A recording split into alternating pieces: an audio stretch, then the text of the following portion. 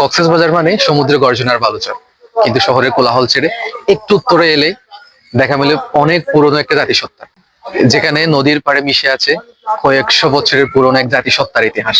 আজ আমরা রয়েছি চৌফলদন্ডের রাখাইন পাড়ায়, যেখানে লবণ আর বাতাসের সাথে মিশে রয়েছে রাখাইনদের জীবন সংগ্রাম। রাখাইন শব্দ চৌ থেকে এই এলাকার নাম চৌফলদন্ডির উৎপত্তি। রাখাইন সম্প্রদায় তাদের ভাষা, ধর্ম এবং সংস্কৃতি সবকিছুই ধরে রেখেছে। প্রায় 300 বছর ধরে উত্তর, মধ্য আর দক্ষিণ পাড়ায় গেঁথে রয়েছে তাদের বসতি। তাদের জীবনধারা পরিবার কেন্দ্রিক এবং সম্প্রদায়মুখী।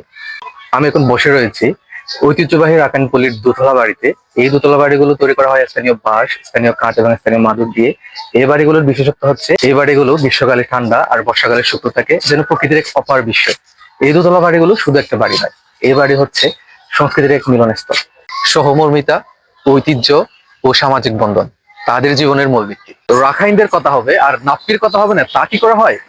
এটা শুধু তাদের প্রিয় খাবারই নয়, এটা পুরো চৌফলদন্ডির অর্থনীতির এক অবিচ্ছেদ্য অংশ। আমি এখন রয়েছি ওইরকম একটা রাখাইন বৌদ্ধ বিহারে। এই বিহারগুলোর প্রতিটি কোণা যেন কথা বলে ইতিহাসে। ও সমুদ্রে নোনা বাতাসের মতোই টিকে রয়েছে এই মানুষগুলোর অস্তিত্ব আর সরলতা।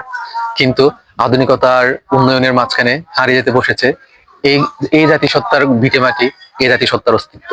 চৌফলদন্ডি শুধু একটা ইউনিয়নের নাম নয়, এটা বৈচিত্র্যের এক মিলনস্থল। সংস্কৃতির প্রসারের পাশাপাশি, আমাদের পর্যটনের প্রসারের পাশাপাশি এই ক্ষুদ্র জাতিসত্তাও পরিচিতি পাবে, তাদের সংস্কৃতির পরিচিতি পাবে, এটাই প্রত্যাশা। ভিডিওটি ভালো লাগলে শেয়ার করুন, লাইক কমেন্ট দিয়ে পাশে থাকুন। ধন্যবাদ।